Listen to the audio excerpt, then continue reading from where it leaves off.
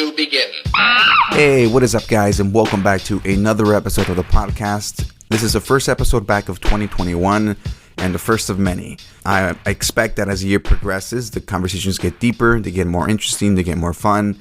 If you've been sticking around for the last year and a half, thank you. If you're just kind of starting here and kind of getting the gist of what the show is about, then I hope you find something interesting enough for you to kind of catch your attention and continue to support the show. Nonetheless, I hope that whatever endeavor it is that you are hoping to jump on, any venture, any new experience, I hope you do so with the intentions of growth and opportunity. Now, if that's not what you're looking for, then I hope that whatever it is that you are going through, I hope it brings you enough patience to kind of allow yourself to kind of, be in the moment, be aware of what it is that you're trying to do, and, just own in on those good intentions, and you will see how things kind of start manifesting themselves. Nonetheless, today's episode is with Daniel Olivares. He is the owner of Cielito Cafe in Southgate. If you had the chance to go to his coffee shop before, you know what I'm talking about. If you haven't, I'm telling you right now, ditch Coffee Bean, ditch Starbucks, ditch your mainstream coffee shop, and go support your local businesses. I don't think there's ever been a more important time to support these businesses, anything that's local, anywhere near your community, because of the same reason. COVID has devastated everybody's routines and livelihoods. And it's important that as we move forward, not knowing what it is that when we're going to get out of this, the best thing to do is to find those little nuggets in your town, those little treasures, and go ahead and fully support them, because they really do need it right now. And honestly, the only thing we can all really do is just help each other. We can't expect government agencies or even the government to kind of step in and assist you when clearly that's not in their highest priority. So it's really up to us, the people, to kind of rally up together, not like they did at the Capitol, but rally up together and, support each other, support each other's craft, support each other's work. And honestly, that's the only way I believe that us as a society, as a community, we can grow further once we're able to kind of drop our own egos and help assist those around us. So I hope you guys enjoy this conversation. I really do. I really do hope, again, if this is something you've kind of been wanting to do, of opening up a business or making a jump into something risky, then I think this conversation will help you. If it doesn't, well, I'm sure there's a million other conversations that you can listen to that will, give you that inspiration you need to just finally make the jump. Regardless, I hope you guys enjoy the conversation. There's a few new episodes coming out this month, so stay tuned. I'll for sure keep you guys updated. And today's music is brought to you by Moody with his song Rocker Fool. If you haven't had the chance to check him out, he is from the Inland Empire. I know for a lot of you it kind of sounds like, fuck, Inland Empire. But I mean, it just goes to show the type of creativity that is everywhere around us. You for a moment you think you heard it all, but then somebody comes out of the left field and brings you a song that you're like, holy shit, I've been missing this my whole life. And to be honest, Moody has those beats. Moody has the flow. I definitely recommend to check him out on Instagram, find his music on Bandcamp, on YouTube, and on SoundCloud. And as always, this what I highly encourage you to do, outside of just following the guests and the conversations, support the musicians, support the art, support the businesses.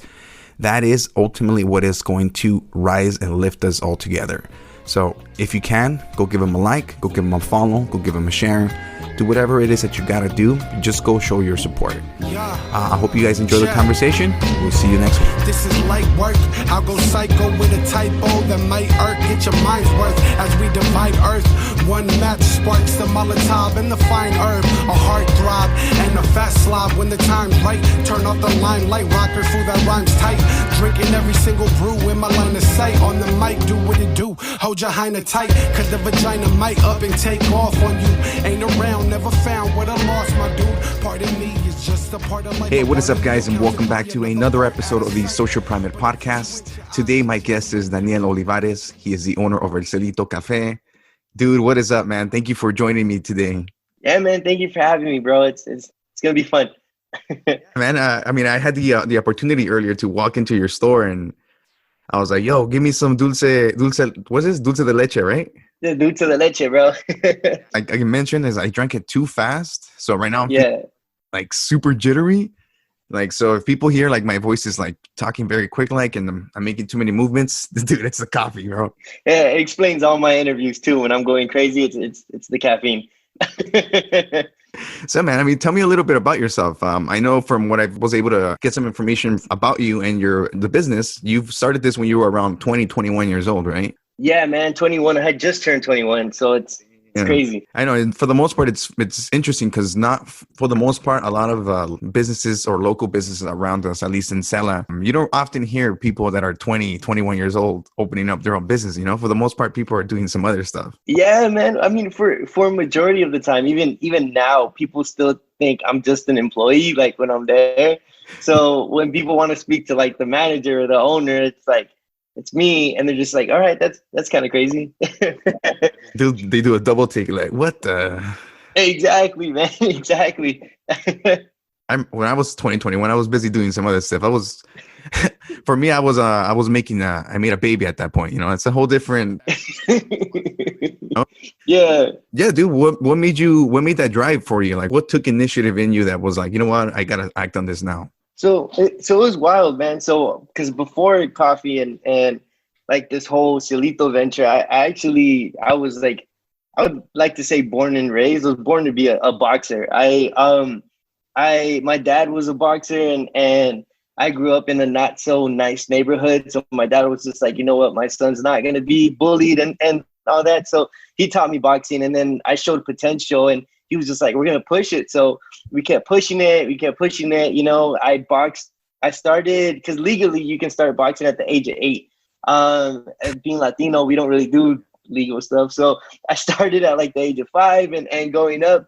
That's actually how I got introduced to Sela, because in Southeast LA, there's a huge boxing kind of, whether the city knows it or the community knows it or not, there's a huge boxing presence.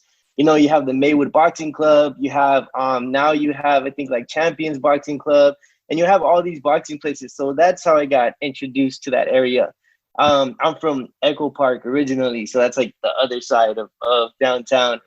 But but yeah, so I was in boxing. I got accepted to Cal State LA, so I was boxing for them. And I was like, do I really want to get like punched in the face for the rest of my life? You know, like so what was that? That's an important question to ask. Oh yeah. Yeah, so it's a super important question to kind of reflect on life. And so I was at Cal State LA, I was undeclared, and I was like, you know what, like I want to see what I can make of myself. So I started doing what a lot of like entrepreneurs do, is just follow a bunch of Instagram entrepreneur pages, and you get gassed up from these speeches and stuff. And I'm like, you know what, I can do this. And I was undeclared, and this was all in my first year. I go to the School of Business, and my GPA was whack, man. I had like a 1.2 GPA or something because I wasn't a good student. And I go to the School of Business, and I'm just like, you know what, like I'm gonna apply and see what happens. So I applied at the School of Business, and like that exact moment, they're just like, yeah, well, we can take you, we accept you. And I was like, all right, that's like like, you know, like anticlimactic. Like I thought they were gonna be like, oh, you know, you gotta improve. And I'm like, you know what, I'm gonna prove myself. And I just go, and they're like, yeah, you can just walk right in and you could be a business major. So I don't know what my train of thought was when I was thinking, but I was like, you know what, if I can do this, I can start a business. And it just kind of just a huge leap from there. And I looked around for places, and the cheapest rent that I could find, because this was probably like 2014, 2015. So gentrification was hitting. So being like a 20, 21-year-old, you can't really afford crazy rent. So I found this spot in it's border of Southgate, Huntington Park, where we are right now. And I got it for like maybe 50 cents a square foot because it was abandoned for 10 years. And I was like, you know what? This is my time. Damn, that's crazy. You say you've been there now, what? It's 6 years, right? 2000. This year is going to be, in June, it's going to be 6 years, which is crazy. Yeah. Again, because you know, you started off young. The fact that you started at 2021, the discipline, the work that you must have put into researching and making sure, because I mean, like they say, like the first year of a small business is usually what makes it or breaks it. Yeah, the first year sucks, man. Yeah. And yeah, and if there's any message that like that I can give out and solidify in people's brains is that the first year of business is horrible, man.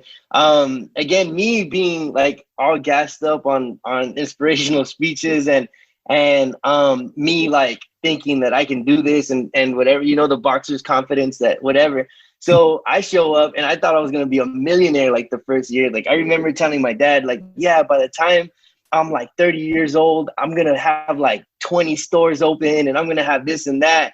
And the first year happens and I'm just like, wait, like not even that, like even like when I was getting the build out done, they were like, yeah, it's gonna cost this much. And I was like, wait, how much? And then they're like, yeah, you gotta wait this amount of time because like the permits have to be like passed. And I'm like, wait, what the, like I just thought you walk in and you sell a couple cups of coffee and then that just makes you more money and you just sell more and more. Like it's like there's so much involved, which is so crazy, man. And yeah, it's just a wild thing. Like, but it's fun though. Like I can for sure say that. Yes, I mean, from what I've heard is that at this point, since you started the Cielito Cafe, you've been able to cut the middleman out in between you and the way you source the coffee beans, right? Yeah, exactly. So that's kind of like what like really like blew us up, like for sure. Like, because what happens is in coffee's like ruled by mostly just like middle class or high class, you know, like white like men or you know Asian men, and coffee is where it's grown. It's like in Latin America, in Africa, and in Asia. So if you like notice it, like not like white men don't really come from Latin America or Africa, you know. So what ended up happening, yeah, it was like I was like, you know what, like I see like all these people profiting from basically like the work of our backs, you know. Mexico all the way down to I would say maybe like Brazil, like they export coffee, but like where have you seen like a Brazilian coffee shop owner that's like, you know, actually making money, or these farmers that are actually making money? There's so much like involved behind the curtain, like it's ugly. And my original plan was just to have a coffee shop that represents Latin America. And then it grew into this thing where I was like, well, why not just represent Latin America and like actually help out Latin America? So instead of getting coffee from importers that were also like, you know, screwing over the farmers, I was like, I want to do this directly. And I didn't know exactly how. I just knew I wanted that to be done. And just like, like whatever special, you know, forces anyone believes in, like the universe or God, whatever happened, I had like my first farmer just randomly come to the coffee shop, and his name is Ernesto, and he owns La Dalia Coffee. He comes in, he's like, my dad owns a farm and we want to cut the middleman out and we just want to work directly with the coffee shop. And since you're Latin America, and like we thought we'd go here. And I was like, man, that's so crazy. I wanted the exact same thing. Like I wanted to work directly with the farmers. So that happened. And then I was able to like show and prove like, hey, I'm working with the farmers. So then that attracted more farmers. And then it just became this whole thing where it's like, okay, not only am I representing it, I'm helping now. And it became, which is so crazy, it being nice and helping out people in business was such a like mind-blowing thing that's what blew us up. Like the news hit me up and they're like, hey, we heard you like help out the farmers. And I'm like, yeah. And they're like, that's crazy. Can we talk to you? So it's weird that like, you know, being nice was such a mind-blowing concept where it deserved to be on the news, you know. It kind of steamrolled into something bigger than you initially thought. Yeah, exactly. Like I just wanted to help the farmers, and then it just blew up to like, okay, you're helping the farmers, and like no one else is doing this. And it's like a cool, like bittersweet feeling, because it's like, oh, you know, like the recognition, but the bitter part is like, all right, so no one's helping the farmers if it's such a mind-blowing experience that I'm doing it, you know? Yeah, it kind of shows you the truth behind it, like the industry in a sense. Mm-hmm. Yeah, it's so like Starbucks too, when they had recently came out with the thing of like I think it was like they found out that the farms that they own in Guatemala was only paying like people like $1 a month, and like kids at the like since the age of like 10 are like working on their farms. And I remember it happening, and people were just like, "Oh, that happens," which is so crazy.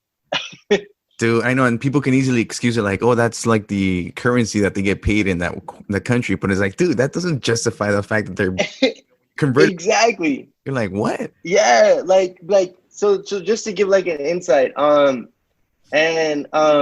usually 'cause with the interviews, I always give out the numbers, and like, like my mentors and my friends are always like, don't give out numbers. But I mean, this just to show how, wild it is. So for like our cheapest coffee, usually like the farmers, they'll get paid maybe like, they'll win maybe about 10 cents a pound, like at the most, for how much they produce.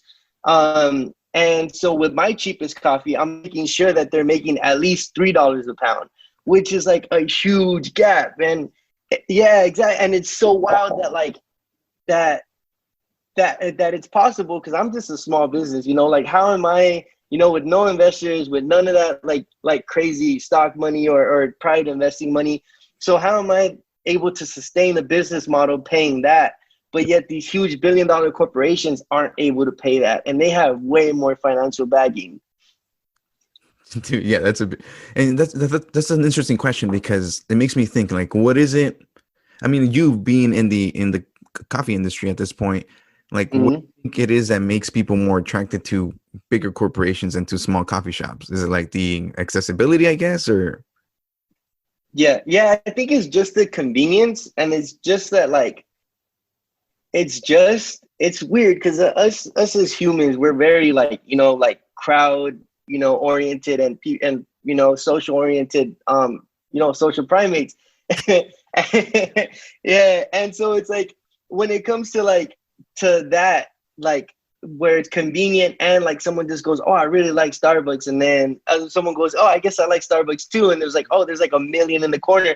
That makes it like easier for these bigger corps to go. Cause I really would like to believe that people don't support Starbucks because they're like, hey, like these guys pay Guatemala $1 a month, like I'm gonna support them. I really like to believe they don't think that way, but I just think it's that like there's one in every corner, and if it comes down to like people actually like supporting like nice businesses, then it'd be like way better, like but the nice businesses don't really have that kind of exposure, and they don't have that like like if I could have a Cielito in every corner, I would, but it's wild that of what it is. Yeah, it's cool though. Like in your case, I think what another thing I think is also important, again, it's like that it's a convenience, but it's also those green straws. Everybody like, at this point, it's the cool thing to do. Like, oh, you take an IG story and you're like drinking Starbucks or something.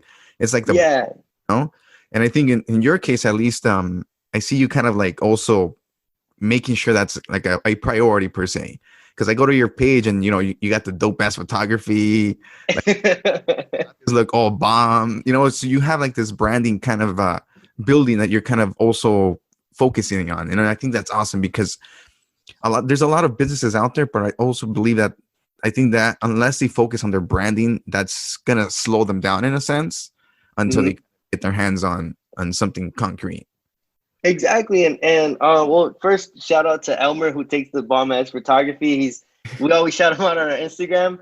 But yeah, like I feel like branding is key, and it's essential, because that's kind of like the equalizer when it comes to us versus like these bigger brands and these bigger coffee shops or bigger restaurants, whatever field you're in. Because I feel like if people like, the advantage that we have over like Starbucks, for example, or the bigger chains, is that like we're personable, like people walk in and they're like, oh, that's the Instagram guy.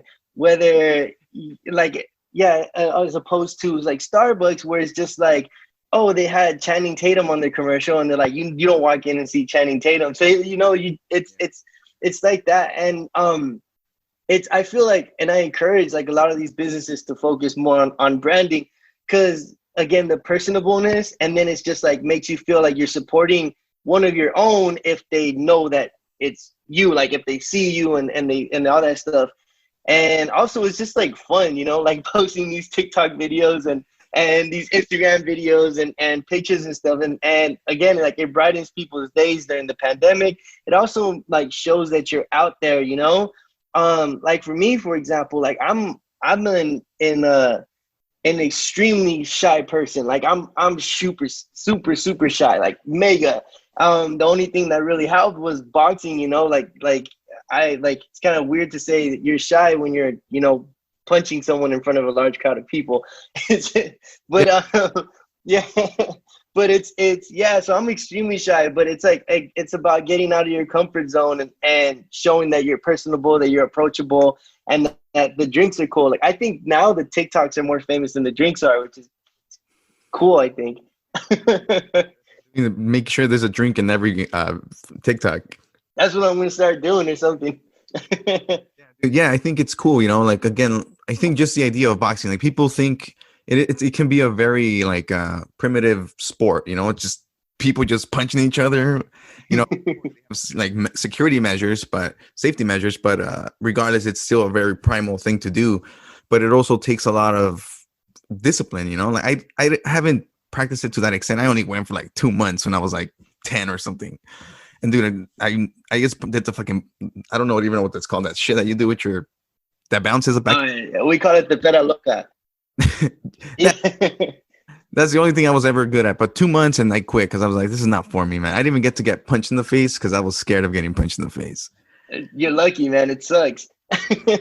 But yeah, so that discipline actually is what helped me in boxing, because there's so many like parallels to it and connections you can make, like in boxing, like with the whole dieting stuff, where it's just like, you know, you can't eat after a certain amount of time and to make weight. It's kind of like that in business, because there's literally, metaphorically and literally, starvation. Like, you know, you don't get the credit that you want, or you don't make $1 that day and you can't eat, you know. Like I used to eat just chicken nuggets that were from the Burger King across the street from the shop, because it was just so wild. And I would work, we had our hours before, it was 6 a.m. to 10 p.m. So I would work all day. I would leave my shop at 11 p.m.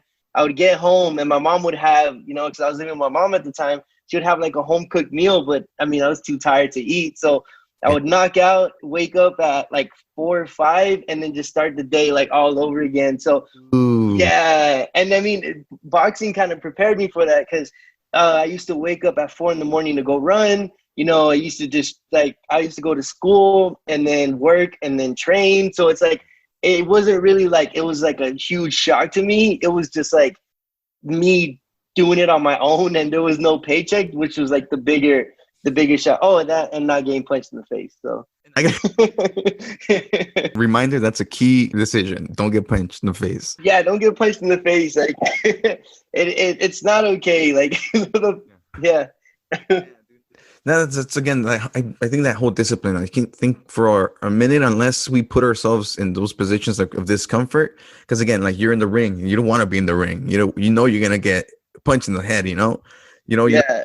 Sometimes you get out of there and you feel like better about yourself. I've tried a few jiu-jitsu classes. It's not the same thing as getting punched, but you're getting grappled and there's this heavy ass person in front and top of you, and you feel powerless to an extent, you know. But it also grounds you, and I think once it grounds you, you have a more noble approach to things, and like you can take a breath before you react. I bet, yeah. That's another thing that it teaches you. Like that's why they say like combat sports are kind of like fast-paced chess, where it's like you have to make strategies and you have to like think in like a second, you know. Yeah. And then again, it also helps with business, because when I used to go do sales, like to try and pitch my coffee to other coffee shops, again, back to me being super shy, like the way that I would hype myself up is that I'm like, you know what? Like I've gotten punched in the face, in the stomach, wherever, like a no isn't that bad of something that I'm going to experience, you know? It's the mindset that you went in with, you know? Exactly. Yeah. Yeah. It's funny because I do the podcast, but before I started doing the podcast, I would consider myself super shy. Like I would never be the person to start the conversation or to stand in front of somebody or give a meeting. But once I started doing this and I started doing like job interviews or whatever it was, random things, I'll always tell myself to pump myself like, it's just like a podcast. This person's just your guest. And it automatically gives me this sense of like relaxation, and like it calms my nerves, and I can approach it, like, and then exactly. Like you bring yourself back to your kind of comfort zone in a way, Yeah. Yeah, dude. So like with the business, like is that something that when you first started, how did you, in terms of finding the location, you said so you basically were searching around looking for a spot, like for people who are looking to start some sort of business, like a brick and mortar compared to something online, or they're ready to make that jump, like what is something you recommend in terms of looking into when finding a spot? Yeah, so it really depends on like what kind of business you're in. With coffee, I did my homework and I did my research, and then I listened to none of that and I fucked up. but yeah, so like if you're gonna open up like a restaurant, if you're gonna open up a coffee shop, anything in food service, a way to save yourself a lot of time, headaches, and money would be to take over an existing spot that happened already. And like I mean, right now is unfortunate, but like the perfect time to find those spots, because you'll see restaurants and cafes close left and right, so you'll be able to swoop in and get something. But the best thing would be like a spot that was already pre-approved, a spot that already still kind of has its licensing, its plumbing, all that stuff. That's like basic. And with me, I knew all that stuff from the get-go, and the first thing I jumped on was like a 10-year abandoned chiropractor's office, which had nothing. So yeah, so it was hard, and it's basically where we're at. It was a chiropractor's office, and then next door to it was like a massage, quote unquote massage area. So it still had like rooms, like like divided up rooms and stuff. And so those were my two options that I could have in my budget. And I was like, I think I'm gonna go with the chiropractor's office and not the old massage area. I know. And yeah, then it was over from there. But yeah, so then another business would be like clothing, right? That one's so tricky, because it's like, I feel like unless you have a really great spot that you can like go all out in, I would stick to just online business, because online is like killer when it comes to that. A good example is Fashion Nova. When I used to go to the mall with my parents, I used to see Fashion Nova, and there used to be ugly storefronts, like super ugly. And then they switched it to online, and online they were able to find their niche and everything. And now they're killing it. And I'm like, man, was this the same store that was like, all busted up in the mall? Like, so I would say go with that. And yeah, it's really like a crazy situation. Like, you would really have to do some research. But yeah, at location, it does play like a key part. And if you can't do location very well, then like you have to make it up with like a shitload of like branding and marketing to kind of make sure like, hey, come out of your way to come here. Or now that we're in COVID, it's like, hey, come out of your way and risk dying to come here, In terms of, I guess, like, let's say capital, right? Like, in order to start something, somebody's like, hey, how much money do I need to save or whatever? Like, is that something that you see? I mean, obviously it's important because you need the capital to get whatever it is you're going to invest in. But yeah, is that something that you prefer doing, like owning your own equipment, or are you, because I know sometimes they can lease certain things and you can pay them off, but like from your approach, what has worked for you? Yeah, so that's another thing that I feel has to be like talked about a lot, especially in the Latino realm, because us like in minorities, we believe that credit is the devil. Like, you're like in debt for like eternity. And I feel like that's a thing that has to be kind of taken into, and that's where I felt victim to too. Like this pride thing where I was just like, you know what, like I'm just gonna, like fight for money, and I'm just gonna work for money, and I'm gonna do this and that, and I'm gonna make sure I buy everything cash, and like I don't owe anyone anything. Yeah. So when I got the equipment and all that cash, what ended up happening was like, all right, I don't have money to start, So Yeah. it was just like I dropped everything, there's no money for what else needs to be done. So I feel like leveraging credit is a huge thing that I had to learn throughout, the 6 years of business. And I feel like, getting things through a payment option, leasing some things you have to until like you get, that's sort of like faking it till you make it situation where, and payments like can be your friend. Like, would you rather drop like 20,000 for an espresso machine right now, or like pay, $45 a month and like still be able to keep, your savings just in case something happens? Yeah, I mean, that's important. You don't want to, like you said, you don't want to drop everything on the cool equipment and you're like, fuck, I don't even have the coffee beans, man. Exactly. Now, when you started this, did you have like a business plan kind of set up, or was it more kind of like you knew what you wanted to do, but it was modified as you went? Yeah, no, it was, I mean, as far as business plan, I just had, what was it? Like just to represent Latin America, like that was it when it came to business. But I didn't know anything about, because I didn't take a business class. I applied and got my business major thing and dropped out, which is foolish. But I went in and I was just like, all right, this is what I need to get done. This is what needs to happen. Blah blah blah blah blah. But I just went in, kind of like boxing, just thrown into the ring. And I was like, hey, man, if I survive, I survive, bro.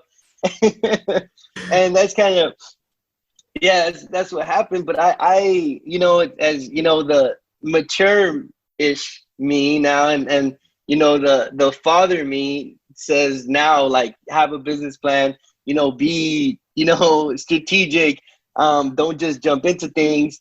And then now I think there's like a lot of like resources now where it's just like, if you don't know how to come up with a business plan, like you can, go to like these small business centers, or if you don't know your margins or what a margin is, you go to these small business centers. And another thing that I learned though too is that like a lot of like minority owned like businesses, like they'll help you out. Like if you reach out, it might be a little tricky if you are in their same, type of business. Like you reach out to another coffee shop, like, hey, I want to open one on your block, bro. How do I do it? Then they're going to be a little iffy about teaching you some stuff. But yeah, like there's plenty of help out there now. But I would say like think about everything, business plan it out, and try and like be strategic when it comes to stuff. Like if I could have gone back, I would have changed so much stuff.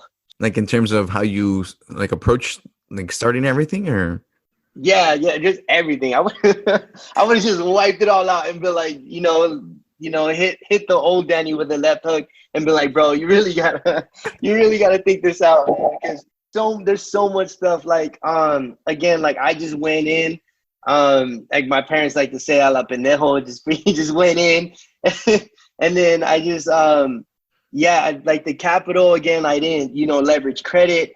I didn't have that business plan. I didn't properly plan out a location, and all of that stuff I had to make up with with branding and being out there, but yeah, I would have changed so much stuff, like the approach. I would have maybe stayed in school to figure out at least what the fuck I was talking about. Yeah. Sometimes, like you said, it takes, once your back's against the wall, you kind of start figuring things out. And look, you're June, you're gonna be 6 years, bro. Like that's an achievement, man. A lot of businesses, like you said, they make it or break in the first year, and to celebrate your 6th year, I think that's for sure an accomplishment, regardless of how you started it. Thank you, man. I appreciate that.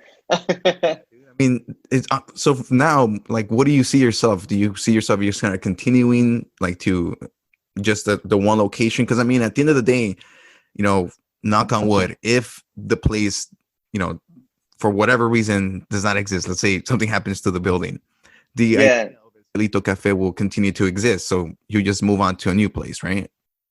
Exactly. Yeah. So the plan at this point is just like everything's kind of coasting right now. So the plan is just like expansion, like another store, you know, expanding the distribution, expanding the roastery, just all that stuff. Because right now everything's pretty, it's moving up.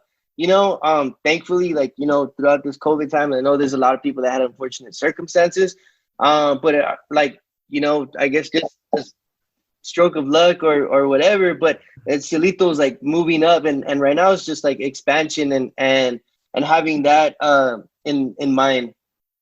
Yeah, no, that's cool. I mean, it feels like you just take out whatever opportunity comes in, you kind of just take a go at it, and then, you know, it looks like for the most part it's been working out.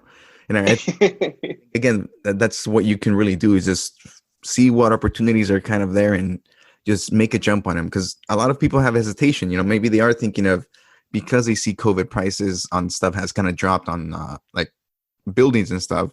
Some people, I know a few people who've told me like, hey man, I'm thinking of opening this, you know, business or so. And it makes you think, you know, like the only thing that's really holding them back is they're not fully informed in terms of how they need to move through the process to get to looking for the building and starting it. You know, there's a hesitation that we always have as a, you know, as an individual.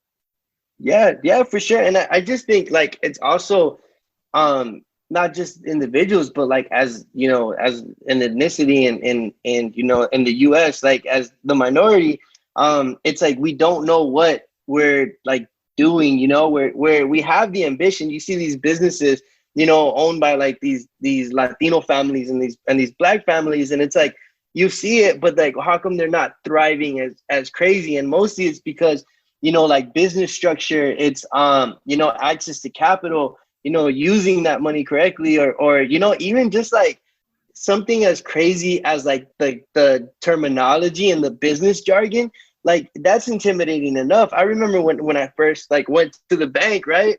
So I went to the bank to try and see how I could get funding for my business that I was just starting out, and see what I can do. And the banker, she was we were talking, and then she goes, yeah, so do you have like your margins down, and do you have like your blah blah blah blah down? And she was just like, what are you expecting at the end of the year, and like at the second quarter, do you? And I was just like, I was in my head, I was like, damn bro, I should have stayed in school. But it's I can, and then like me, and I always like to put myself in the position that you know, I'm very, very blessed to, you know, to have been born here and grow up here and know the language and you know like the culture and everything. So so when it comes to like me, I like to always compare myself to someone who you know wasn't born here, or someone who doesn't know the language but does have the ambition. It's like if I'm like thinking in my head while this banker is talking to me, like what the fuck is she talking about? Like I can only imagine, you know, like a woman or a man that's like older than me, or and not from this country, and he's just like, dude, like what, you know, like thinking in his head, like what is she like, you know? So it's like it's very intimidating. So I can definitely see like why there's the hesitation and why there's like not people wanting to go at it. And that's basically just it's wild stuff, man. But it's rewarding, I guess. It's kind of cool.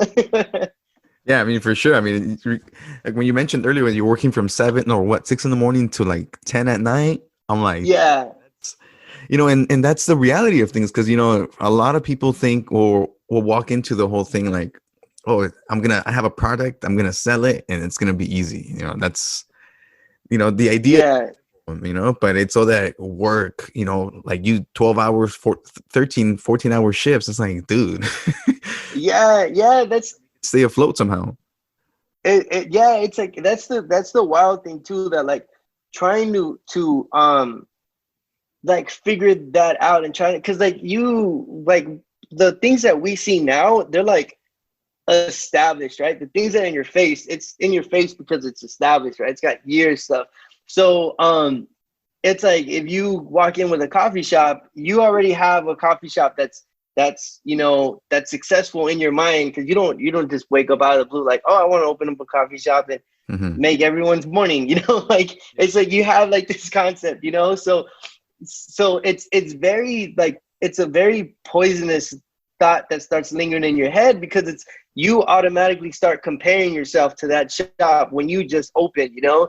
And that's like that's what happened with me. Like, I remember my first year, hell, even like my third year, I had like so much depression because I'm just like, bro, like, I'm already my third year in, and the shop that I idolized by their third year, they already had like 7 stores. And then it's like, I had to like, you know, like grounding, I had to ground myself and be like, hey, like, yeah, like this and that. But I mean, by their third year, there were like 15 investors involved, you know? So it's like, it's that sort of stuff that becomes like kind of like poisonous, and it's like, it doesn't really work its purpose. So I can also see that again for our people, that it's just like we get these things thrown into our face, you know, like even like, you know, these cultures and this music we listen to where it's just like, yeah, I got my Lamborghini, and you know, the corridos where it's like, I got my new truck, and blah, blah, blah. And you're just like, damn, like, what am I doing wrong? When it's actually just,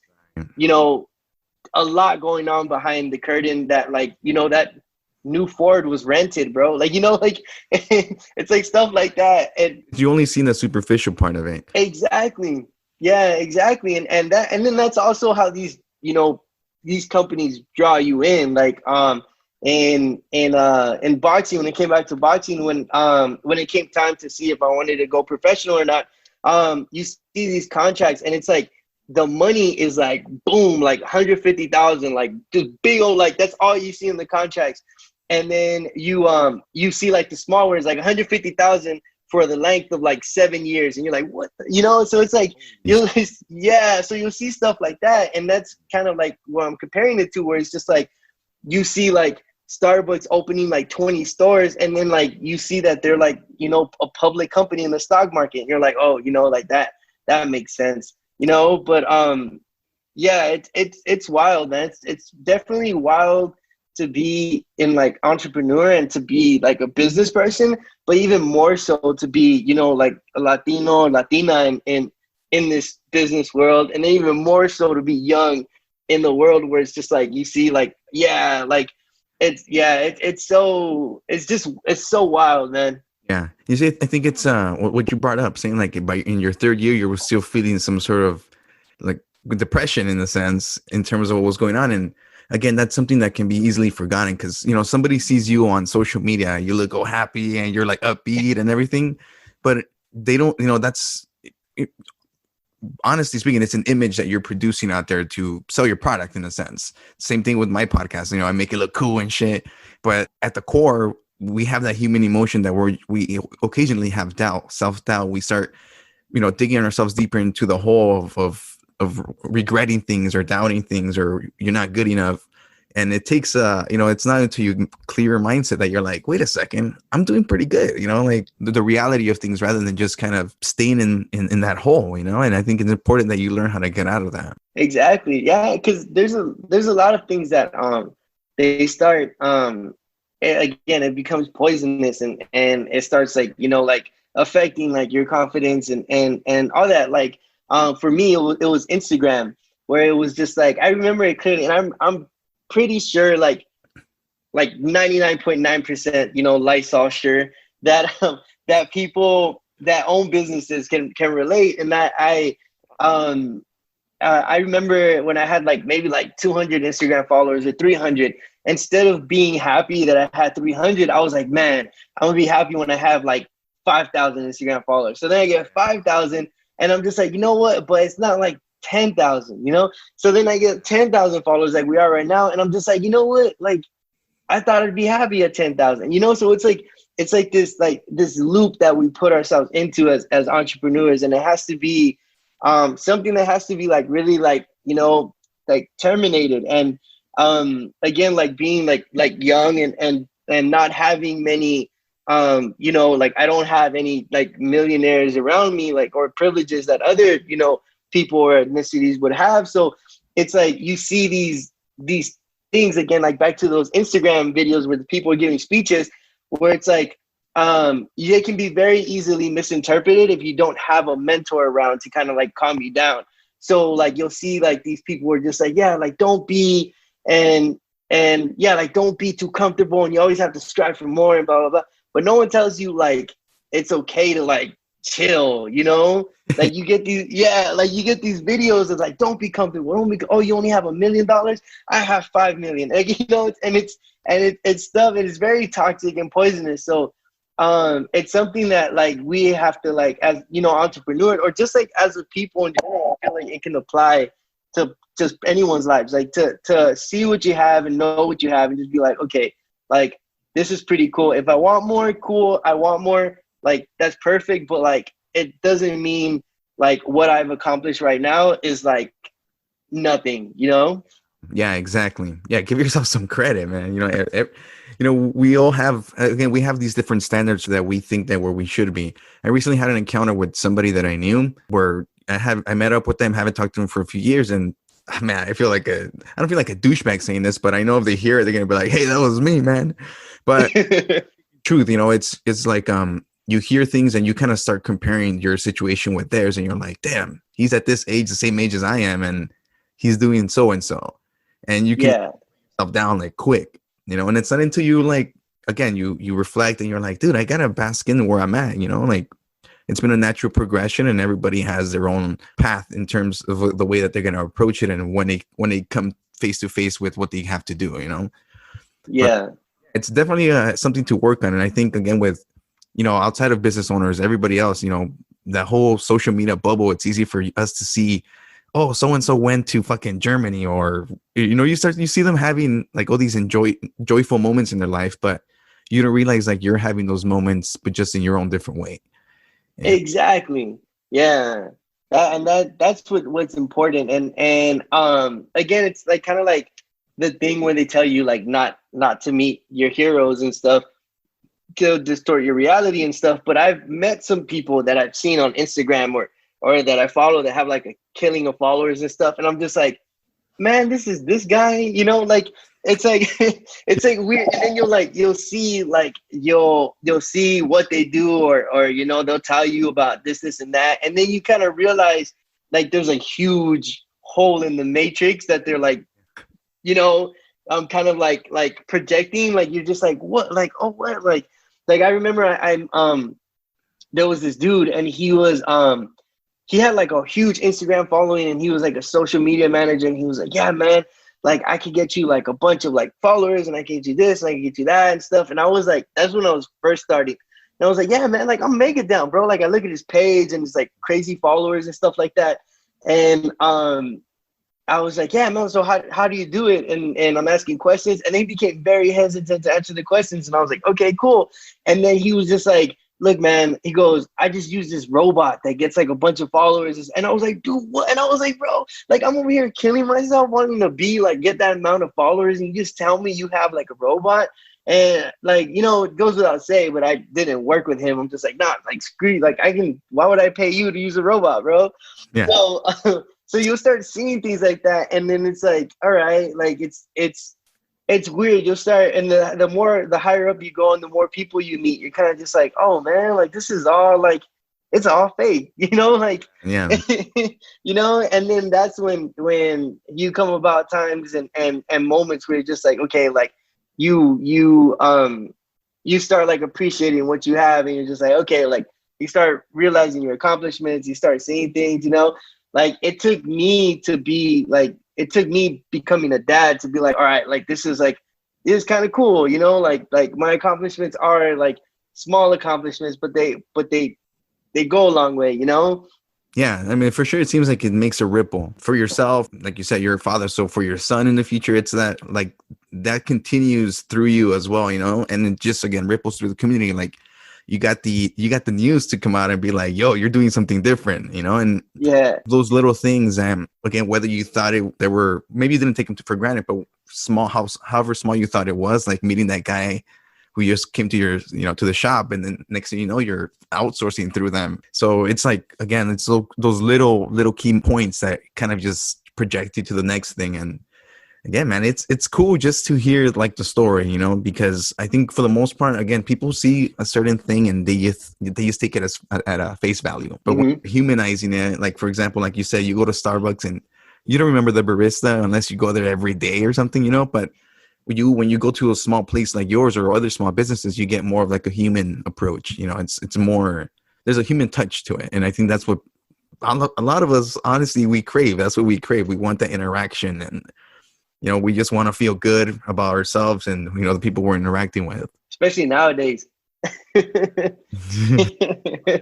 Douchebags, but I think for the most part, I think when we're all kind of level-headed, I think we can be very like supportive of each other. But I think for right now, I think everybody's kind of really far away from that spectrum, and I don't know, it's good to be able to, I mean, at some point it's going to be good to be able to sit down again with somebody and have a cup of coffee, and just relax. Because, again, those are the little things that you can appreciate. Yeah. Then getting caffeinated like crazy.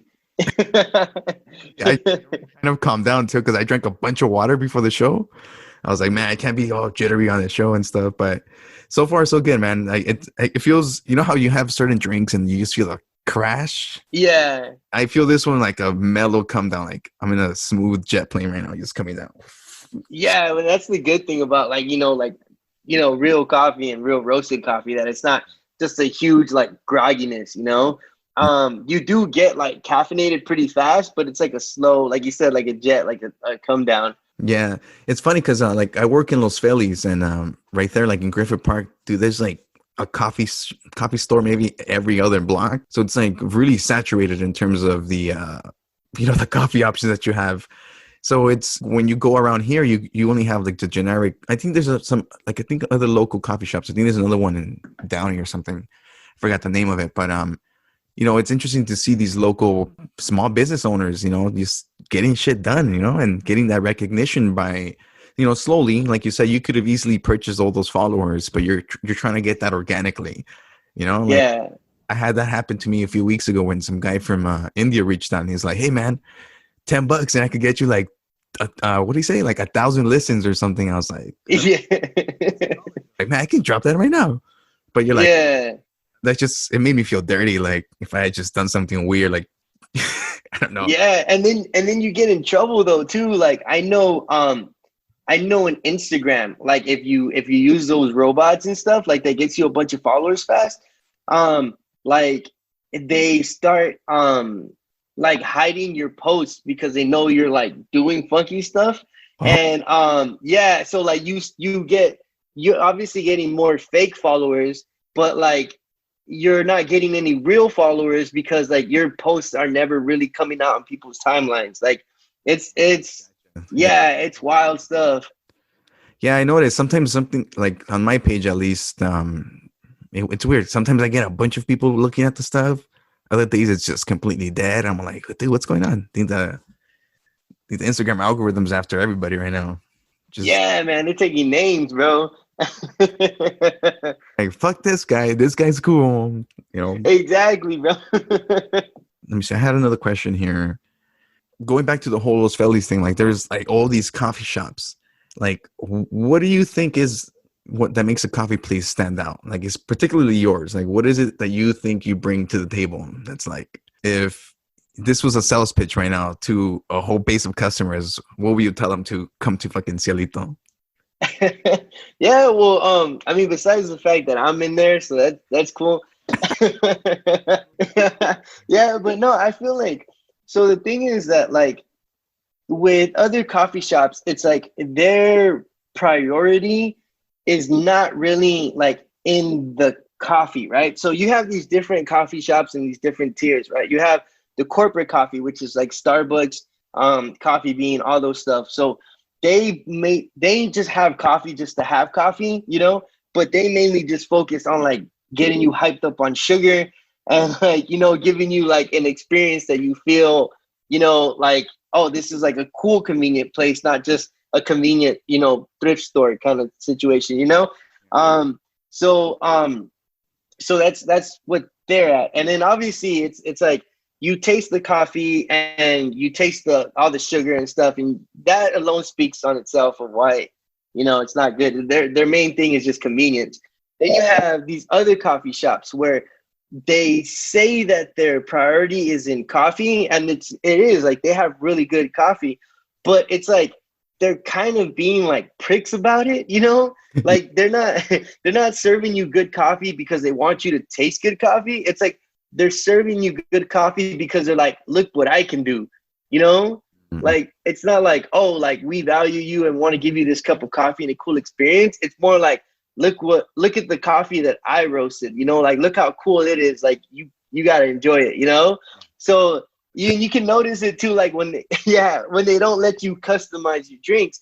So like if you like ask for like milk and sugar and they kind of like act snarky, then it's like, all right, you don't care about how I like my coffee. You just care that you made it and you look cool doing it, you know? You just get paid to do it, you know?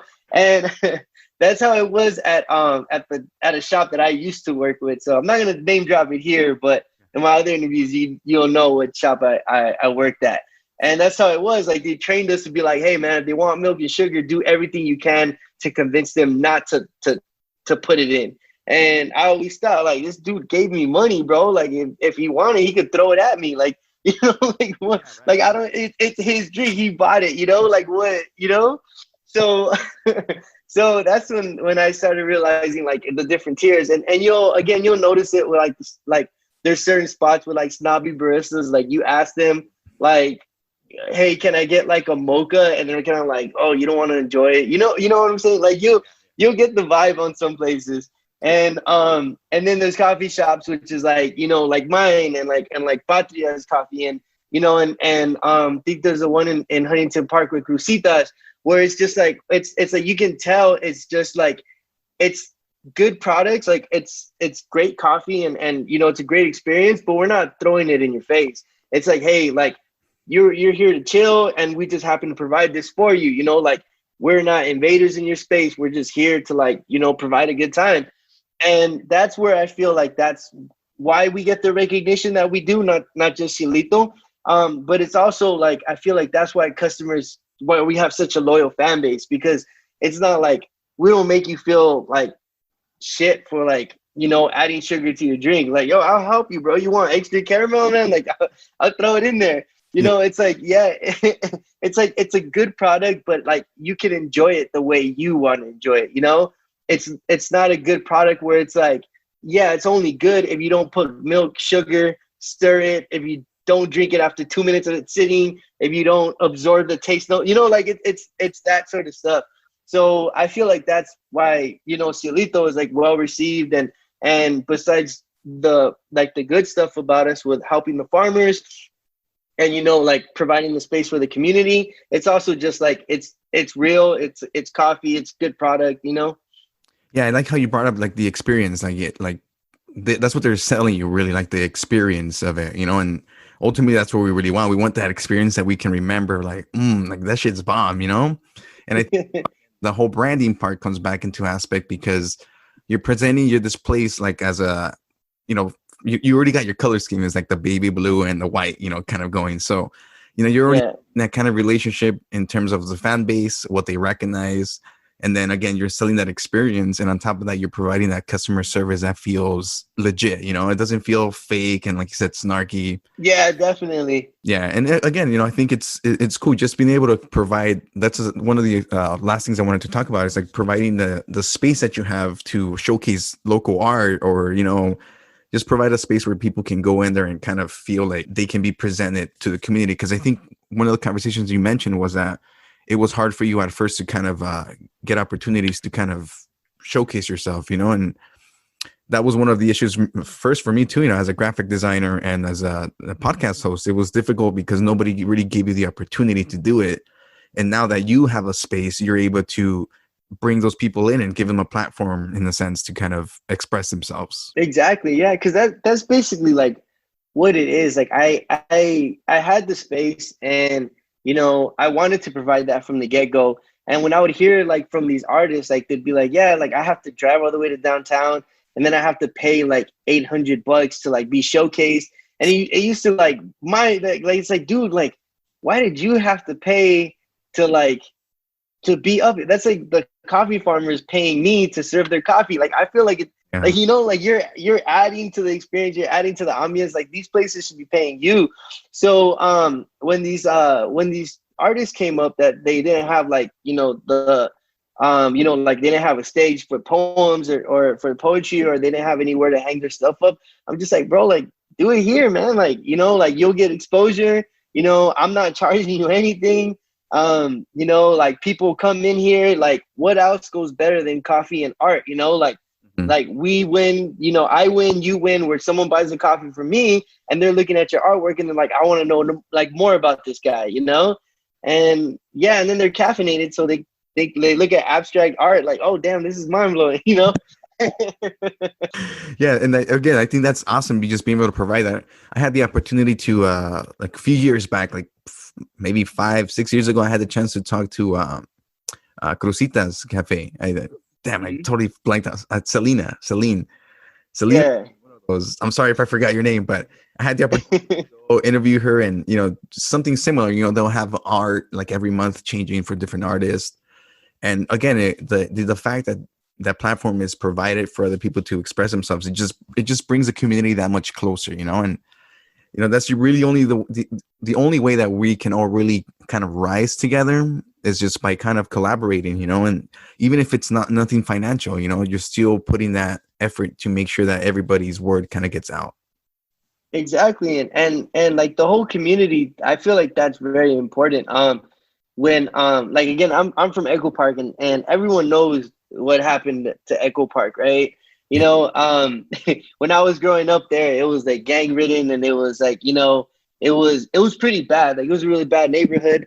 And you know, there was always situations happening, but there was a very like a feeling of like, this is home, you know, like I might get shot on my way home, but this is home, you know? And it just like out of nowhere, it was like you see these coffee shops come into and these thrift shops, and they're kicking out like old businesses, and then all of a sudden it's like it felt like you moved while staying there. Like it's just everything like changed around you, and you're just like, all right, like it was like you woke up in a different like state, basically. Like you're just like, what the fuck is going on? So I felt that like the thing that happened was this, just like no one really embraced us. It was more like, oh well, this is home now, sorry. And you know, I like to call it colonization 2.0, where it was just like people just came in and they're just like, yeah, like this is my place, I like it here, like you can't afford to be next to me, my bad, you know. And when I came into that area, the area of Sela in Southgate, I was just like, man, like I do not want to give off that vibe where it's just like, oh well, like here I am, you know, I'm the first pioneer and just waiting for the rest of the settlers to come. It was like more like, all right, I'm here, thank you for embracing me, and this is how I'm paying you guys back, by embracing the community myself, instead of just being like, oh well, this is my rules, this is my place. You know, yeah, we're in your neighborhood, yeah, we're in your city, but this is like my shop, so if you don't like it, get the fuck out, kind of stuff. And I felt like the way that I could show that, you know, that I came in peace was, you know, with the art shows and the poetry. And then again, that was another thing that evolved into like, yeah, I had my first art show to show that I came in peace. And then artists would tell me like, yeah, like we don't have anything like this. And I'm just like, well, fuck it, make it a monthly thing, you know, like. And then we had like, you know, poets were like, yeah, we really don't have anything like this. I'm like, all right, fuck it too, make it another monthly thing, bro. Like, you know, so that's kind of like where things evolved. But it all just happened like literally, I guess just the moral of Cielito and how it grew and how it got big was like, just be nice to people, man. Like, you know, just be nice to the artists around you, be nice to like, you know, the farmers or the people that provide to help you out. Like you know, the saying where you get more flies with honey completely goes well, where it's like, you know what, like you're just open to everyone, you're nice, you know, it doesn't mean to get like allow yourself to get walked over, but you know, like embrace people and you'll be surprised at how far you'll go. Yeah, dude. I mean, we're at the end of the podcast here, but you know, I really do hope that it continues, dude, to like grow on. Hopefully, another 6 years. Again, you know, just not be scared of that discomfort. You know, I think anybody listening should hopefully picks that up because, you know, without that discomfort, there wouldn't be any of those challenges to kind of like continue pushing us. And dude, you've been doing a great job. I'll definitely be back to get a coffee, start getting jittery again. For sure. What is the address to in Cielito? Where can they find you? Where can they get more information about the place? Yeah, for sure. So it's 8015 Long Beach Boulevard, and it's in Southgate. The street is just Long Beach. That's what I always have to clarify. So it's in Southgate. So 8015 Long Beach Boulevard in Southgate. Also on Instagram, it's El Cielito Cafe. On our website where you can order coffee. It's elcielitocafe.com/store. That's the easy way to get there. And then on TikTok, since everyone loves the TikTok, it's at your boy Cielito. And yeah, that's where they can find us, see all the information, see the cool skits, see the farmer videos. That's where it all goes down. Damn, dude. Well, thank you so much for coming out, man. It was great, and it was great meeting you earlier as well. I'll definitely be back, and I hope people listen to this and they decide that moving forward, if they can make the switch to a local business, preferably at least for to your place, of course. Then even, I think outside of COVID and moving forward with how we're dealing with all this COVID stuff, small businesses definitely need the support, and you get a better product. Let's all agree. You get a better product. So check it out. Definitely. Dude, I thank you again for coming out and, For sure, man. I appreciate you, bro. And then, I'll keep in touch. I'll send people over your way. Totally, man. Thank you. Have a good night, bro. You too, bro. Take care. Yeah. Check. This is light work. I'll go psycho with a typo that might irk. Get your mind's worth as we divide earth. One match sparks the Molotov and the fine herb. A heart throb and a fat slob when the time's right. Turn off the limelight, rocker fool that rhymes tight.